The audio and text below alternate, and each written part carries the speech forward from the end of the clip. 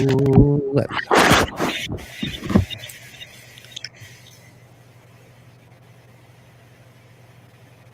Alrighty, and we're live. And we are live. All right, that was a very smooth intro for today. Yeah, there we go. For sure. Hi, everybody. I'm Dan Adulko. Welcome to Live at the Hive, episode 139. I'm Matt Stefanich. I'm Sachita. Yeah, and we have a good live. Dan's with us this live. I know we missed Dan last week, but we're good to go for this week, and we have some really good topics to talk about in terms of kind of bridging your organic and your paid spend to reach more customers, essentially. We sure do. Actually, just one quick thing. So, do you have a pair of headphones so we don't get an echo on the stream? Do you got any headphones kicking around there close by? Yeah. If you gotta go, you gotta go. It's all good. That's all good. Hello, Stacy. Hey, Matei. Everybody's coming into the live stream on Facebook anyways. So we've got some big news this week. We're going to start with a little bit of current affairs, internet drama. Yeah, to say the least. Oh my goodness, this has been insane. This is a bit of a crazy one. Can you flip over to the BBC article? Yep, for sure. I got it right here for us. So in the world of, oops, my Twitter account got hacked because of Twitter. What was this for? Was it 2 days ago? I think it was. Yeah, I think this was 2 days ago. Apparently, some hackers took over some verified accounts, some pretty big verified accounts, presidential accounts, Elon Musk, and tweeted kind of like a little scam with Bitcoin, where if you sent them any amount of Bitcoin, they would double it and send it back to you. And I think it even went to the extent of people who had verified accounts who weren't hacked initially. They were actually unable to tweet. Which was pretty interesting. Well, they were locked out of their accounts. I guess apparently what happened is there's some super magical back-end admin system, obviously at Twitter, that gives Twitter admins, a very small number of them, it gives them kind of complete control over the account. And what ended up happening, and I'm doing this kind of fuzzily from the memory I have of watching YouTube videos about this and reading some articles. The accounts were basically reset with new passwords, and then those hackers had control of that account until Twitter figured out. I don't think it was a particularly long period of time. Yeah, no, this is really quick. I think it was even less than an hour that it was there, but that was enough for hundreds of thousands of Bitcoin to be stolen from people. Absolutely. Well, and the other thing was too is that Twitter then took the action of actually locking all blue checkmark accounts, so all verified accounts were deactivated and made inaccessible. They basically locked them down completely. Yeah. Disabled direct messaging. That was a really strong reaction, I guess. Yeah, rightly so. And then, the cryptocurrency scam account, the bigger kind of conversation about this is, given how, say, Trump is using Twitter, right, and politicians are starting to use Twitter, this is a really dangerous backdoor that the team at Twitter was actually socially engineered. So these are high-level engineers that, For sure, yeah, and I think these profiles that were targeted, they have, we were joking about it before in terms of starting World War III, but it has implications where some of these accounts can even change markets up. We've seen that before with Elon Musk with some of his tweets changing up some of the stock price of Tesla and some of his other companies like SpaceX, right? So it's quite serious, just not in terms of the Bitcoin that was stolen, but the precedent that goes forward with it, right?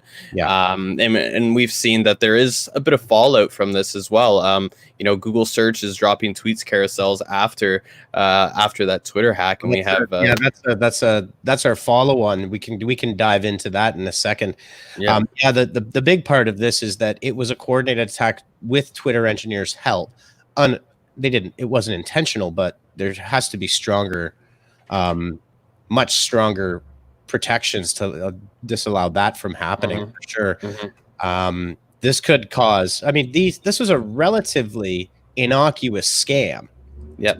To be honest, could you imagine if somebody got a hold of, a politician's account? What they could have tweeted, they could have literally done anything. Yeah.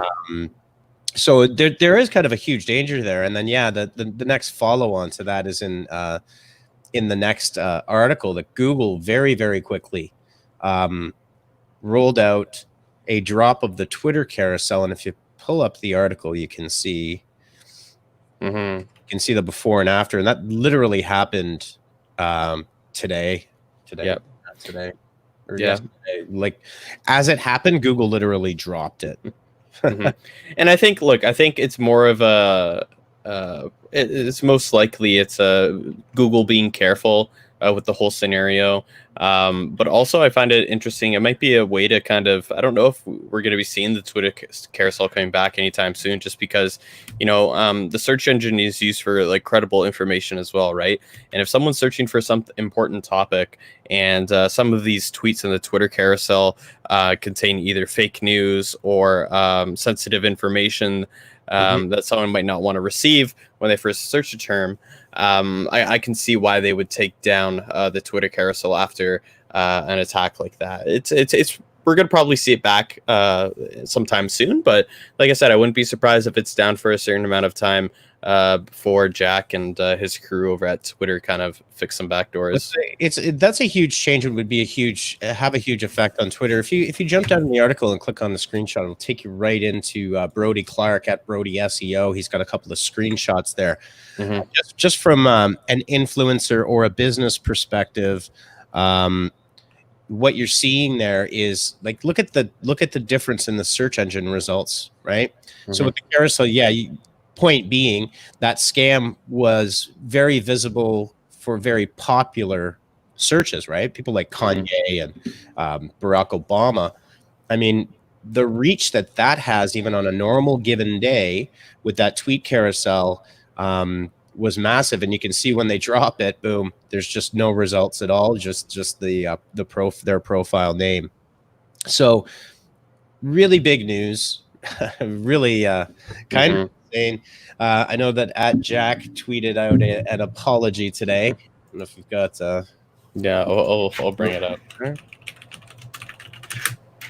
So at Jack, for those of you who are not aware, that is Jack is the CEO of both Twitter and Square. There's a pretty lengthy Twitter support thread on their actions around this, and he was tweeting out a bunch of apologies. But I feel like they got to tighten up the ship if they're becoming such an important part of communication and infrastructure, right? Especially if they're trying to kind of shift the, I guess you could say, structure power from Facebook to Twitter, right? They're trying to move users more from Facebook in terms of claiming that they have a better privacy policy and things like that, right? Yep. This is definitely going to put a slight roadblock in their plan for sure. Absolutely. All right. Well, that's from that's this week's marketing drama. That was pretty dramatic. Yeah. So why don't we dive right in? What are we talking about today, folks? Yeah. So today we're going to be talking about kind of how to bridge the organic and paid spend to reach your audiences and customers in areas where you haven't tried yet, but also kind of expand your reach as well. And I know, Sashida, you've been doing this quite a bit throughout the past number of weeks, especially with some of our newer clients. So, we have a few articles here that we'll dive into. And of course, as always, we'll take questions from anyone in the audience should they have one. Absolutely. We update that title down there at the bottom. Yeah, absolutely. Let's do it. There we go. So I think just to get started, and then I think Sashida's got a few different tactics to talk about in terms of this overall strategy. But if we're talking about the strategy, I think it's really important to understand that, especially with social channels, I mean, yes, you can do direct response, and you can have that as part of your strategy of rolling out an advertising program. But the real power comes in, and we've got a couple of actual examples from our past and some of the tests of things that we queued up and went viral in the Facebook algorithm, and how you can use similar strategies. But strategically, the concept is to develop quality organic content, pair it with the advertising communication strategy that you've got, and with your organic content is also giving it a little bit of a boost to a very targeted audience, that makes it highly relatable for those individuals. Boosting that organic content is in part Facebook's and Instagram's. The days of the free lunches are over. There's still a free lunch on TikTok, so if you want a free lunch, you can go there to build your content strategy. But Facebook, really, there isn't a free lunch, especially for businesses. You should be assigning a certain portion for boosting, and then boosting to your and creating that content, high quality, engaging, organic content, and boosting it to a specific audience where that content is relevant to them. Absolutely. Yeah. For sure. So I would like to add to that. So here we are talking about, and like all the marketers and our clients, even advertisers, they need to understand that it is not basically paid versus organic. It is how you work with them together simultaneously to achieve your business goals. That's actually a very good point. It's part of our title. Well, I think we did Wonder Twin Powers Activate, but it's a little bit like peanut butter and jelly, right? The perfect combination of the two together are how you see success with these programs, not one. Like if you're just doing organic, then you're going to have a tougher time. If you're just doing paid and not doing any organic, then you're just blindly broadcast advertising onto a network. Yeah, and essentially you're also wasting money as well, where some of those resources can be spent to using, organic and paid and leverage with one another for sure. Yeah, 100%. All right, why don't we dive right in? Sashita, did you have one that you wanted to cover first? Yeah, so we could go through the paid social versus organic from the AdRoll article. Yeah, so basically it talks about all the benefits of paid and social or organic social.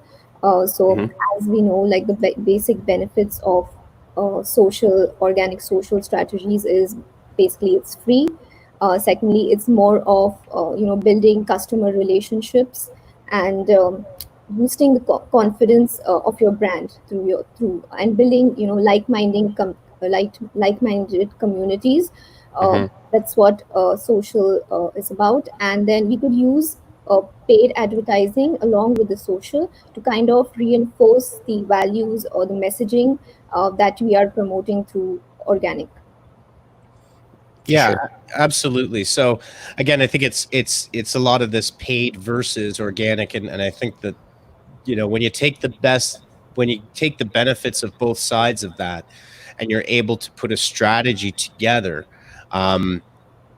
then that's where you're gonna find a winning blend for your brand, and that's super important for businesses as they're coming through. And we're in stage 3 here in Ontario. Some parts of Canada and Ontario are still stage 2, but as these things, as these times open up, and hopefully we continue down that path, there are a lot of eyes on social right now, and a lot of eyes on Facebook in particular, people using it. And now is the time to really listen to your audience. They're hyper engaged with businesses, mainly because I think a lot of individuals are focused on supporting businesses of many different sizes, right? For sure, yeah, and I really like this paragraph here that they have when they're talking about merging the two strategies together. They have a line in here where they talk about, we've talked about this a bit last week as well, I think, with some of the email marketing, but instead of wasting time and experimenting with your paid social campaigns, experiment with organic social email campaigns and other low-cost methods, and use the winners for paid social ads and promotions. That's definitely key. And if we have any viewers from the last week's episode, we went quite in depth in how email campaigns are quite effective in terms of increasing kind of your organic presence, your organic lead generation, etc. Right? So very, very powerful strategies to go in tandem with paid spending here for sure. Yeah, absolutely. And I would also add to that, you can obviously experiment with organic, but and Sushita, you can give a few tips here as well. What we typically will do is run very small pilots just to get a feel for the effectiveness. So, you're really conserving that spend anywhere from $20 to even $30. Yep. Yeah. Right. And then, for organic, for paid advertising, we have very high CPCs for our main keywords, and our budget is restricting us to spend so much. Then what we could do is basically filter out these high converting keywords and add them to SEO, or target them through your organic social media, so you get maximum visibility using both channels. For sure. Sure. Yeah. And they give some great examples in this article here. If I can pull them up, they kind of talk about direct to customer brands successfully navigating kind of paid and organic social strategies. And these are probably social strategies that you've seen out there just throughout your feeds naturally, and you might have not even noticed them. Like, for example, they're talking about the Casper mattresses, right? Dollar Shave Club. These are really good examples, and the article talks about how these are great examples of how they kind of give established companies like mattress companies, for example, in Casper, right? Or Gillette and Dollar Shave Club, really a run for their money when it comes to social media. They really understand how to kind of effectively target audiences and managing additional costs as well. Yep. It is incredibly important that you understand how to use precision targeting for your audiences. Part of the reason that Casper and Dollar Shave Club have been very successful is they are most certainly not just running to a generic audience. They are running to very specific audiences that they are creating within Facebook Business Manager, for example, and potentially Google Ads and Instagram. That is a key to really understand the messaging that you can tailor, for example, to a 65 plus audience versus an audience that's 18 to 25 years old, and developing those audiences and refining those audiences. So what you're able to do is you're able to see and understand how your content is resonating with those individuals. It makes all the difference in the world.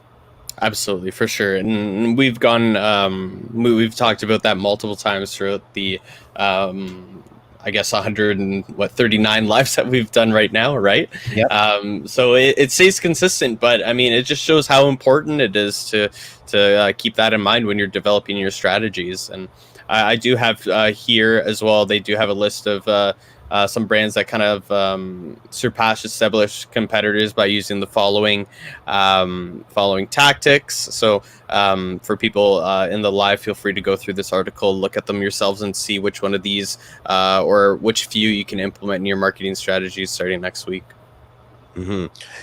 Definitely on the organic side, and even obviously with your advertising, is really spend time becoming a storyteller.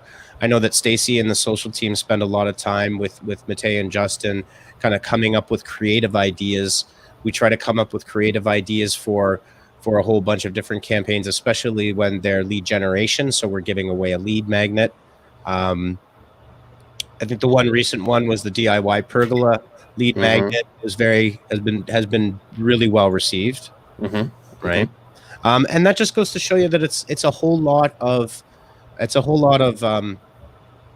testing and really feeling out the market and understanding what attracts people, right? For sure. Absolutely. Yeah. And I think that kind of I'll let that point naturally take us into the next article that kind of dives more into some tips to kind of help leverage organic and paid social media through customer journey. So I'll bring up this article here. This is from Social Media Today.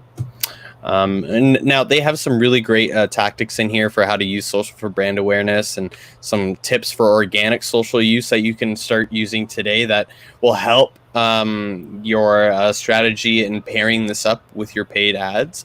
And some of these in here that I see, I mean, these are strategies that we're always really pushing towards our social accounts, even if we're not directly using a paid strategy in tandem with the organic. These are great points that we keep reiterating throughout the lives over and over again. Absolutely. I think one of the things as well is the power of video and what we can do with video, whether it's promo style video, short form, or a 5 second to 10 second pre-roll, right? Yep. Let's just see here. Absolutely. And they also do, some tips for the page as well. So using social ads to make your first point of contact with new customers, right? Working with influencers, people definitely have been doing that for years now. But I think that there's underlining strategies and how you pair this up, right? Like really start maybe create like.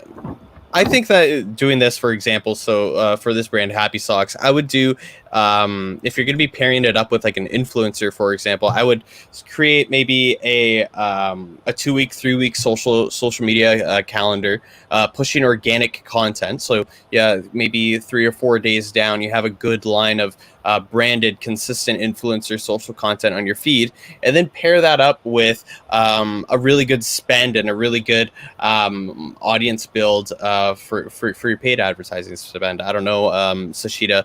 I think we've even done that in the past with I think coffee in the past, right? Yeah, For sure. Totally. Stacy's got a great comment. If you could feature it there, you need to stand out. Dollar Shave Club does a great job using humor. In fact, that is one of the things that the founder of Dollar Shave Club, fun fact, he was a former stand-up comedian. And when they were a scrappy little startup, now they got sold for like $1 billion or something ridiculous, very, very large amount. But when they started out, they were literally just another startup with a very slim chance of surviving. So one of their strategies was their founder said, "Look, I used to be a stand-up comic. I like comedy. That's what we're gonna do because we don't have any money, and we're just gonna create videos like this." And it was literally one of the things that really defined Dollar Shave Club. In addition to the fact that they really hit a pain point of why is a 5-pack of men's razors like $44, right? Yeah, true, right? So there's that too. So, but you can see that that's a great way. And they advertised quite a bit, but initially they were using organic content. And then what they did with their organic content was they would boost and promote that content alongside with their offers as well. So they had kind of a triple threat happening there all at the same time. Absolutely. Yeah, and they even built out their influencer program quite significantly. I think if you watch maybe 5 YouTubers in a row, I can guarantee you that one of those 5 YouTubers is going to be sponsored by Dollar Shave Club or any of these direct customer brands, right? Rich Wallet. Yeah, exactly. NordVPN, right? Yeah. They're the big ones on YouTube for sure.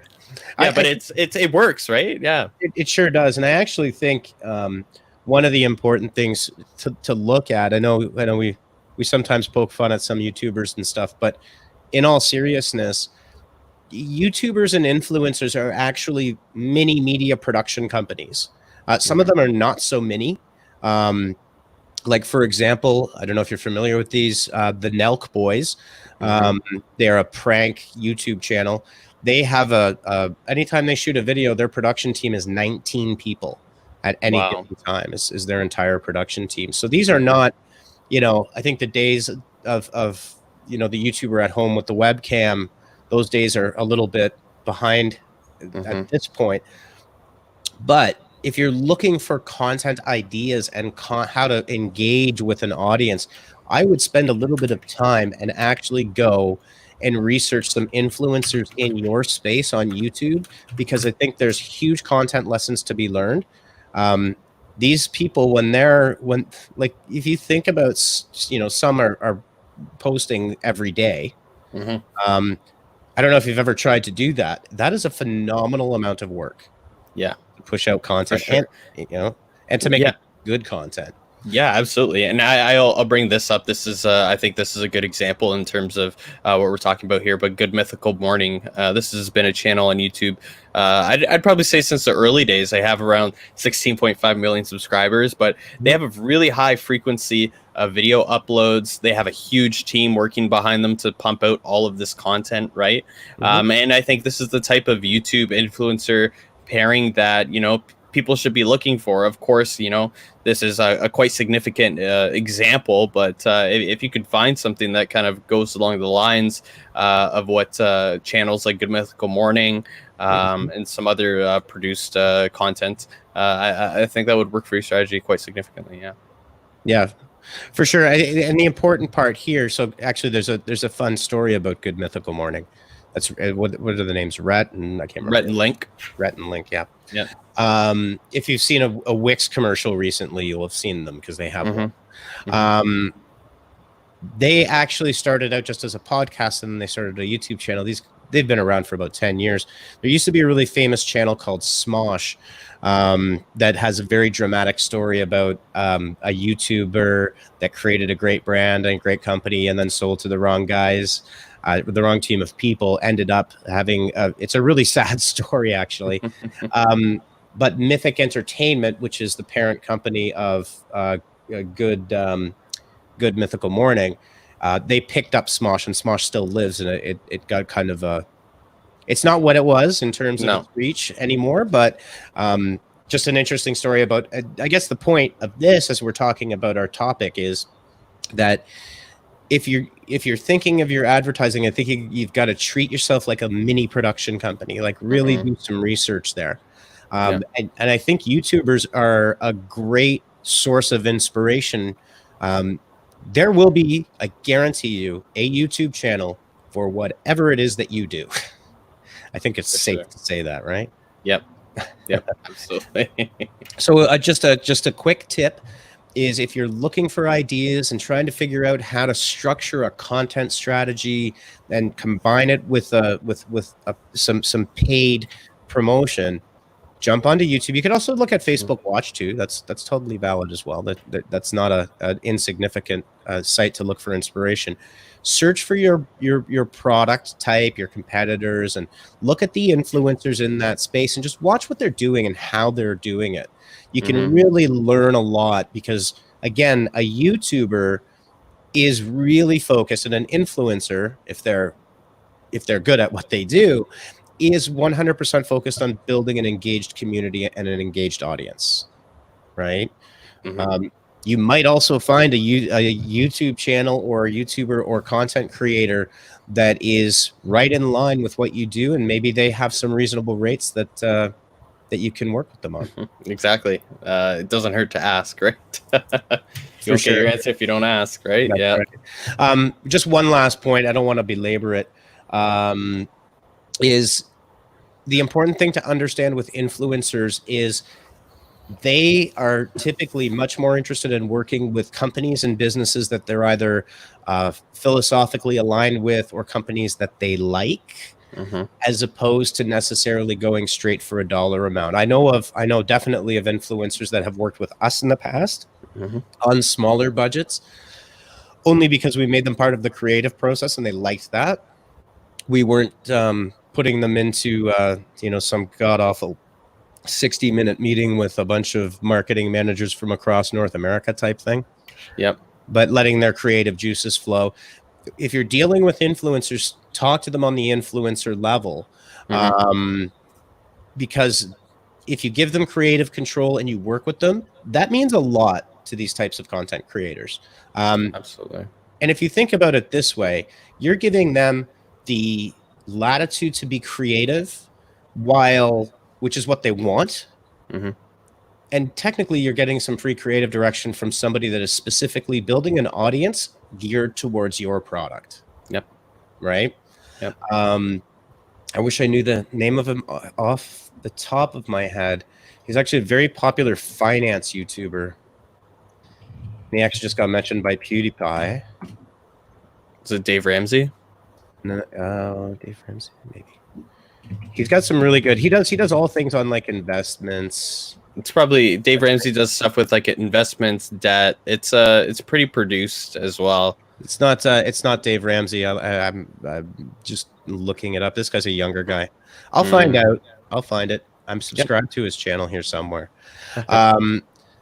But he does things, typically. So, for example, like in the finance world, I think there's, Dave Portnoy has kind of injected a whole bunch of entertainment into day trading and finances, but typically finance is looked at as a little bit drier, but there's a whole new generation. And I think Dave Ramsey's probably a little bit, he's probably kind of a hybrid of this.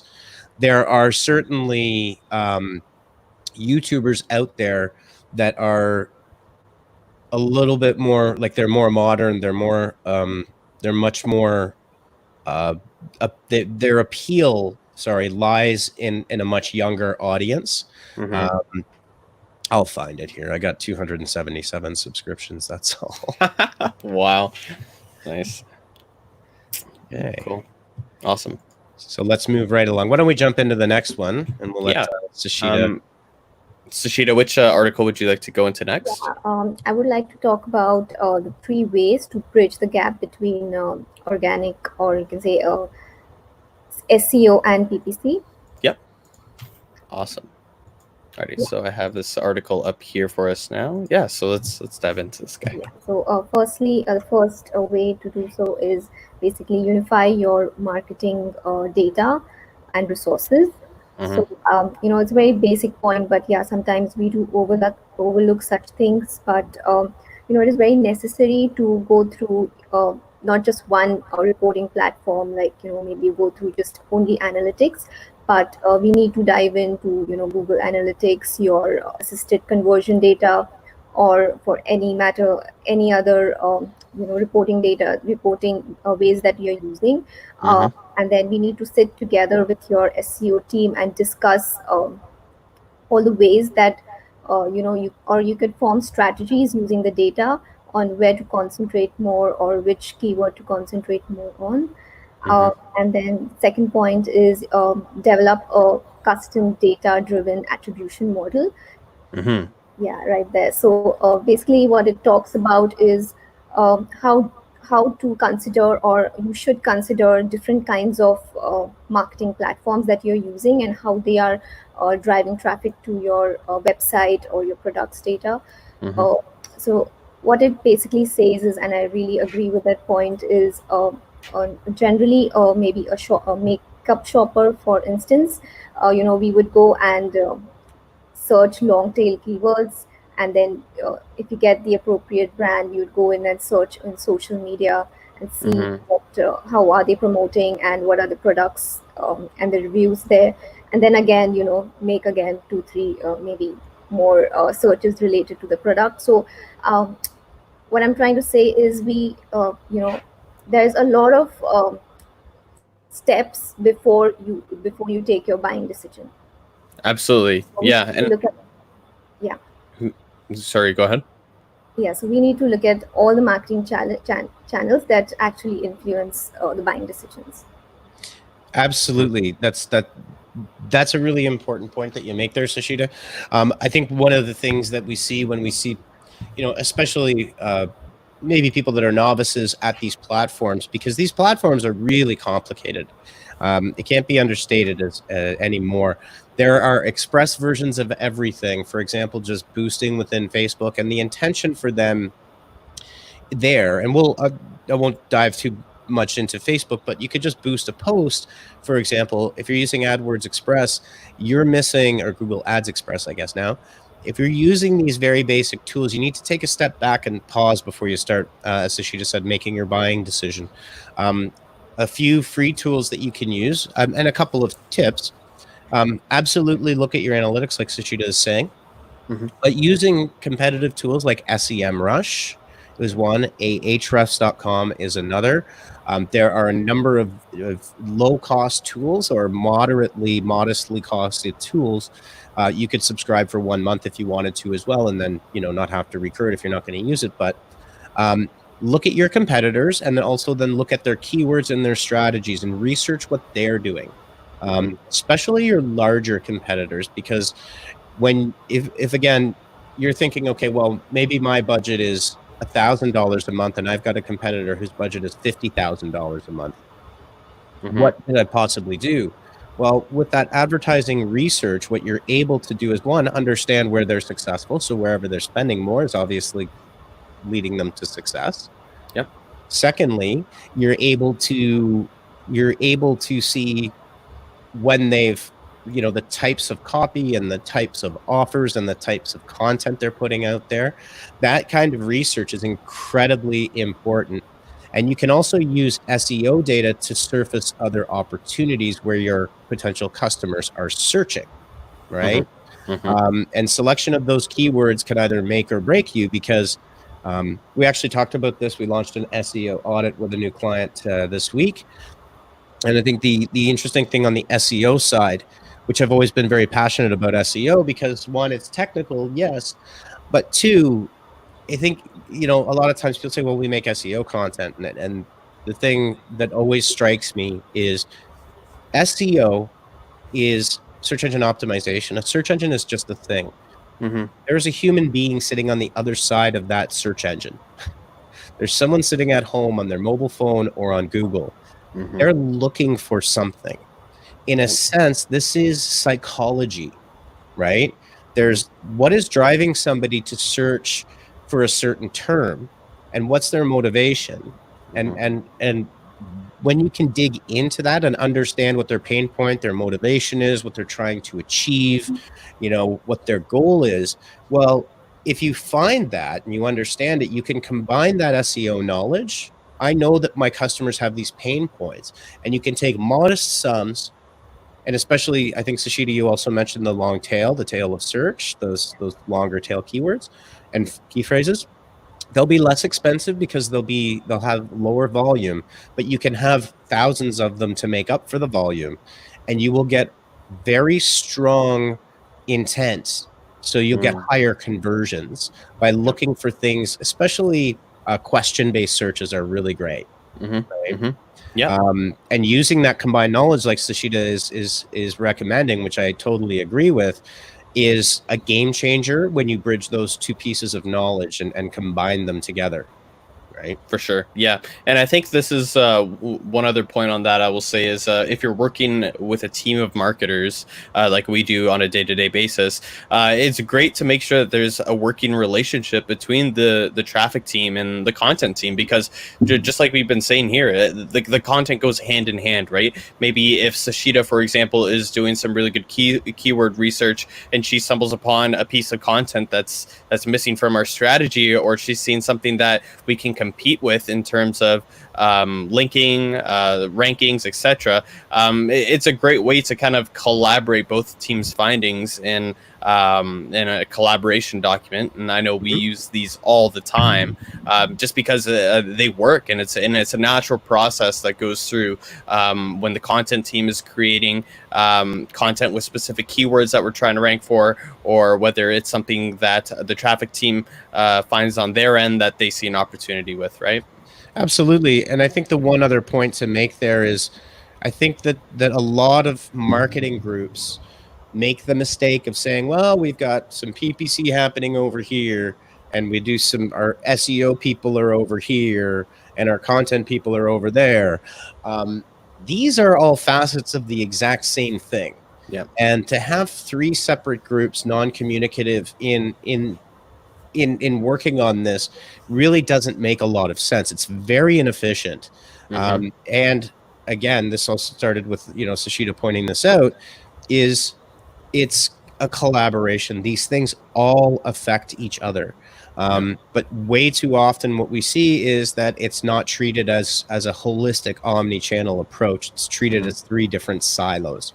And so, yeah, if you've got these types of teams working on your product or your platform or whatever it might be, you definitely want these groups working together closely to give each other guidance. Absolutely, yeah. And even if it's stepping out of your comfort zone, for example, right? Like, for example, for me, in PR, it's definitely, it was a challenge for me to transfer my skills over to even some of the traffic stuff that I do with Sashida. I know Sashida, you do almost all of it, but when I'm trying to work with you, it's a little bit of my comfort zone, right? But that's why it's important as marketers to be versed in these different strategies, these different specialties, right? I mean, by no means am I an SEO or a PPC expert, but I know my way around enough where I know how to pair it with my public relations strategies and make it 10 times as effective as just a single strategy. That's right. And just an example about how social and paid and organic go hand in hand. So we have one of our clients. So we had a June promotion for them, and we also posted on their social media pages, and then we added the promotion as a promotion extension in their Google search ad. And the promotion extension almost had like a 70% conversion rate. And as the feedback that we got from the clients, most of these converted into probable customers. So what I think is this wouldn't have been so successful if the users or the customers didn't get more information about this particular service from their social media pages or other platforms and channels. Absolutely. So we are closing in on the 5 o'clock hour.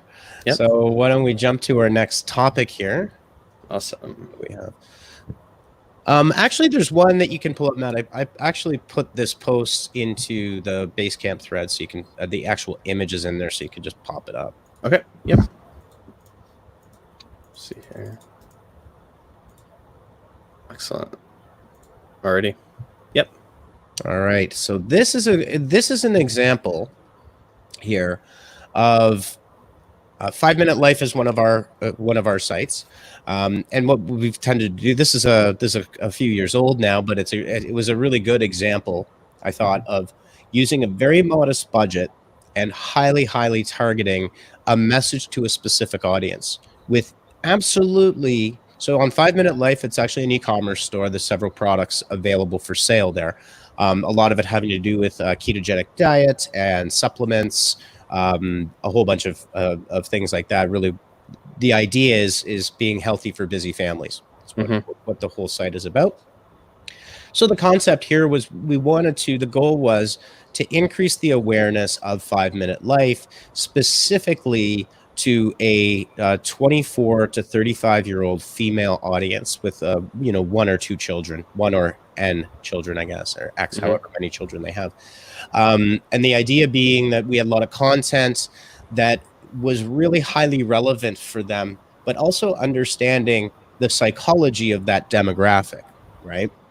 So the psychology of that demographic is typically when they're young children, quite typically, the mother will be at home at least for a specific period of time, right? Prior to potentially going back to work. But regardless, they're a highly connected communications network using things like Facebook Messenger and Instagram Messenger, because in that position, you sometimes don't have the ability to meet face to face, right? But there's advice and support, especially for newborns, that kind of thing. And the concept is what kind of a message can we put out to those people that we really want them to know about 5 Minute Life, and we want them to know that it's also a place to go and laugh about the ridiculousness of life with young children. Yeah. Right. Yeah. For example, I've heard statements like, "Don't poop in the basket," and saying, I never thought I'd hear myself say that, but here we are, right? This is life with young children. This is how things go. So the idea being here is how can we reach them and make them laugh? And we really want to tap into their networks because we know their networks are highly connected, right? So we created an audience based on all of those. We also created audience profiles based on things they might be interested in, might like. There were about 30 different Facebook pages that were very similarly themed, that we said, if you like that, you're going to like this. To our current female audience only and their friends. And we pushed it out, and it's just moms in a nutshell. And you can see it's just a meme, a little Toy Story meme, mom with their friends. And then when mom gets home, it's Jurassic Park time. As you can see, it reached 20. And this is an older screenshot. It reached 21.46 million people. This boost was, I believe, a total of $50 to $25 chunks. All right. Yep. The important thing about this, the likes are amazing, 780. Well, likes, comments, and shares combined is 1.1 million, basically. The most impactful thing about this were the number of shares that this thing got. And it got a lot of shares, 167,999 shares. And if you multiply that number by the average number of friends, which I think at the time was 240, is probably much higher now, then when it gets shared into somebody's personal news feed, it has a much higher probability of being shown in their friends' organic news feeds rather than from our business page. Right? So this is the exact strategy that we've been talking about today, which is how do you marry that organic content with a paid strategy to really maximize everything you can, especially on social, with the network effect of these social media networks. And it can be done. We've done this several times like this. It's a little bit of a poking and a prodding and a testing process. Yep. In the case of the memes, and I think we'll wrap it up in a minute, but in the case of the memes, I just want to give everybody one tip. You can find communities on reddit.com for pretty much anything. In this case, I went and I found a bunch of Reddit boards, and I can't remember the name of them now, but they were basically for parents and moms to communicate. And they were posting a ton of these types of memes. And that's where that meme was trending a year before that in 2016. So therefore, if we know that it trended on Reddit once before, you know it's going to trend on Facebook if you give it the right for the right audience, right? Yep. These things do get cyclical. So that's how you can also find out and figure out and decompose and deconstruct how to take advantage of the network effect and create content that your audience cares about and that they find engaging. And that, I think that's the big opportunity with all of this. Absolutely. For sure. All right, folks. Well, it is 5:01 and an overly ambitious amount of content, but that's okay. Hey, yeah, I think there was only 2 articles left in there that we didn't cover, but as always, the team will put them through there in the comments. So feel free to read through them on your weekend and grab some knowledge for sure. All right, everybody. Well, thanks so much. And I just want to say one thing. Life can change very quickly, so take every opportunity you can to spend time with your loved ones. So absolutely. Everybody unplug, enjoy the super hot weekend we're going to have. I think it's supposed to rain Sunday. Yeah. And, step away from your mobile device maybe for a little bit and spend some quality time with your loved ones. Absolutely. For sure. All right. Peace, guys. Have a great weekend. See you guys. Bye.